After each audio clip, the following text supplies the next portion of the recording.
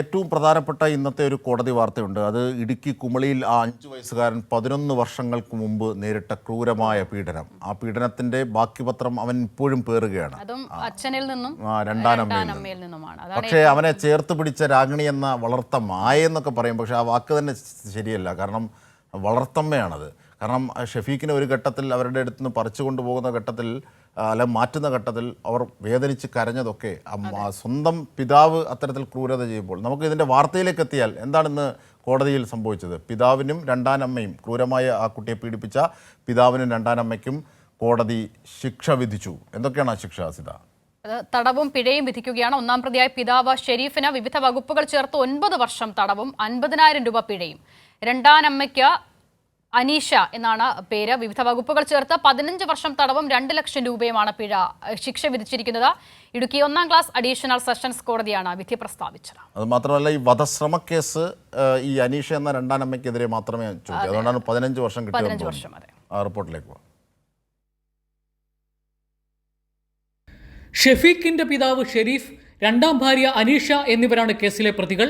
ഒന്നാം പ്രതി ഷെരീഫിന് വിവിധ വകുപ്പുകൾ ചേർത്ത് 9 വർഷം തടവും 50,000 രൂപ പിഴയും, രണ്ടാം പ്രതി അനീഷയ്ക്ക് വിവിധ വകുപ്പുകൾ ചേർത്ത് 15 വർഷം തടവും 2 ലക്ഷം രൂപ പിഴയുമാണ് ശിക്ഷ. ഇടുക്കി 1ാം ക്ലാസ് അഡീഷണൽ സെഷൻസ് കോടതിയാണ് വിധി പ്രസ്താവിച്ചത്. വിധി തൃപ്തികരമെന്ന് പ്രോസിക്യൂഷൻ പ്രതികരിച്ചു. ഷെഫീഖിന് കഴിഞ്ഞ ഏകദേശം 2013 തുടങ്ങിയ കേസ് 11 വർഷം നീണ്ട ഒരു നിയമ പോരാട്ടത്തിന് ശുഭപ്രതീക്ഷയോടുകൂടി ഒരു ശുഭാന്തി ഉണ്ടായിട്ടുണ്ട്. ഷെഫീഖിന് നീതി കിട്ടിയെന്ന് വിശ്വസിക്കുന്നു. ഷെഫീഖിന് നീതി കിട്ടിയെന്നും ഇത് കേരളത്തിലെ ജനങ്ങൾ ആഗ്രഹിച്ച വിധിയാണെന്നും വിധിയിൽ സന്തോഷമുണ്ടെന്നും ഷെഫീഖിനെ വർഷങ്ങളായി ശുശ്രൂഷിക്കുന്ന സർക്കാർ നിയോഗിച്ച ആയ രാഗിണി പറഞ്ഞു. സന്തോഷമാണ് സാറേ. അതായത് ഞാൻ മാത്രമല്ലല്ലോ, ഈ കേരളത്തിലെ അല്ലെങ്കിൽ ലോകത്തിലെ എല്ലാ മലയാളികളും, മനസാക്ഷിയുള്ള എല്ലാ മലയാളികളും എല്ലാവരും അവന് വേണ്ടി, എൻ്റെ കൊച്ചു മാത്രമല്ലല്ലോ, അപ്പം എല്ലാവരും ആഗ്രഹിച്ചതല്ലേ.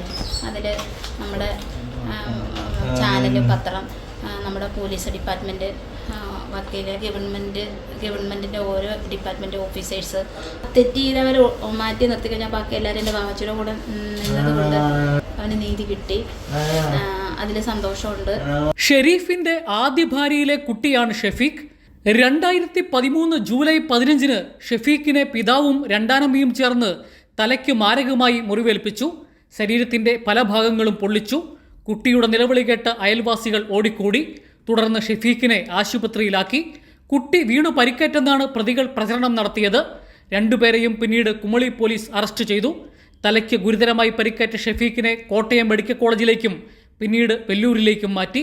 1 വർഷത്തെ ചികിത്സയ്ക്കു ശേഷമാണ് നേരിയ തോതിൽ സംസാരിക്കാൻ തുടങ്ങിയത്.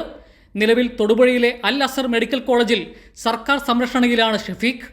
സംഭവം നടന്ന് 11 വർഷങ്ങൾക്ക് ശേഷമാണ് കോടതിയുടെ വിധി ഉണ്ടായിരിക്കുന്നത്. കൈരളി ന്യൂസ്, ഇടുക്കി.